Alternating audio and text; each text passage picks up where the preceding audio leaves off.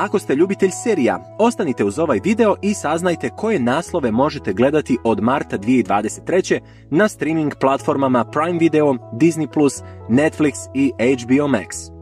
Treća sezona hit serije Mandalorian krenula je 1. marta na Disneyu+. Nove epizode dolaze svake srijede tokom cijelog marta. Treća sezona dublje zalazi u mitologiju Mandaloriana. Na Netflix je 2. marta stigla nova ljubavna i strastvena avantura u seriji Sex Life. Prati priču o mami iz predgrađa koja se zatekne u ljubavnoj dvojbi između pouzdanog supruga i bivšeg dečka. 3. marta stigla je serija Daisy Jones and the Six na Prime Video. Radnja se vrti oko vrtoglavog uspjeha legendarne rock grupe 70-ih, njihove pjevačice i misterije iza njihovog zloglasnog raspada.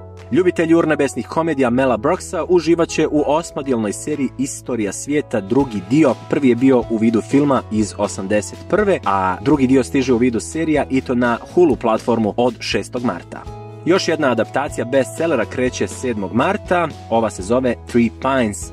Inspektor istražuje niz ubistava u izmišljenom gradu u Quebecu, ali postoji paralelna, puno važnija radnja koja sugeriše da policija ne čini dovoljno da ozbiljno ispita slučajeve ubijenih i nestalih domorodačkih žena. Trodijelni dokumentarac MH370, avion koji je nestao, stiže 8. marta na Netflix. Let Malaysia Airlinesa 2014. trebao je biti rutinsko putovanje, običan noćni let od Kuala Lumpura do Pekinga sa 239 putnika i članova posade, ali nedugo nakon polijetanja nestao je sa radarskih ekrana. Drugi dio 4. sezone serije You na Netflix stiže 9. marta. I to je sve što treba reći. Oni koji znaju, znaju.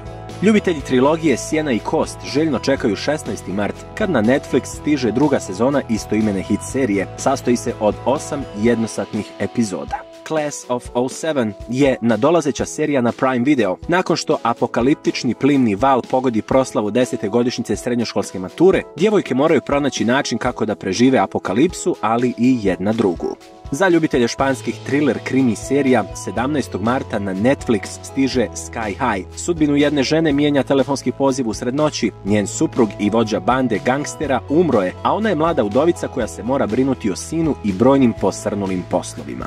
Trodijelna Netflixova dokumentarna serija Waco, američka apokalipsa, stiže na Netflix 22. marta. Prikaz je to onog što se dogodilo u Waco u Teksasu 93. kad se vođa kulta suočio sa saveznom vladom u krvavoj 51-dnevnoj opsadi. Noćni agent na Netflix dolazi 23. marta, akciona thriller serija o agentu FBI-a stacioniranom u podrumu Bijele kuće gdje se brine o telefonskoj liniji za tajne operativce. Kad telefon jedini put zazvoni, pokreće niz događaja koji otkrivaju ogromnu zavjeru.